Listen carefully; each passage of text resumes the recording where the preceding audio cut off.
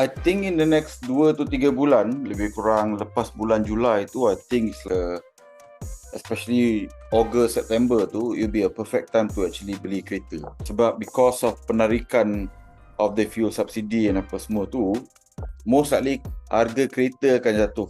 Dia akan jadi lagi murah.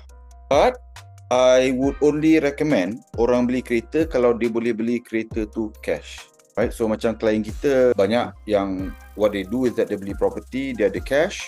Lepas dah beli property tu, dia guna duit cash out tu untuk beli kereta tu cash. So satu, bila you beli cash, you akan dapat biasanya beli lagi harga lagi murah, right? And you actually can buy a better car. So macam we have a couple of staff ataupun client, what they did is that instead of beli Myvi 50,000, they buy a 10-year-old Mercedes cash. Tak sampai pun 35,000, right? So we kind of beli kereta cash macam tu daripada berhutang sebab kita tak suka menggunakan kredit untuk beli kereta. And again, banyak orang akan prefer beli kereta baru sebab sebenarnya dia tak ada duit.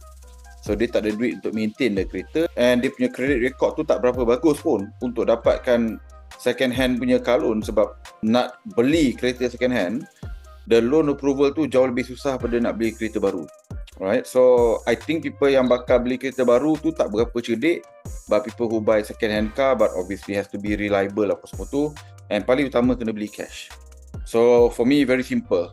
I think second half of this year sangat bagus nak beli kereta, but beli cash. Kalau aku pakai loan tak berapa cerdik. So, nak belajar macam mana klien kita boleh beli property cash, kita belajar, right? Tanpa modal boleh beli kereta cash habis bayar, right?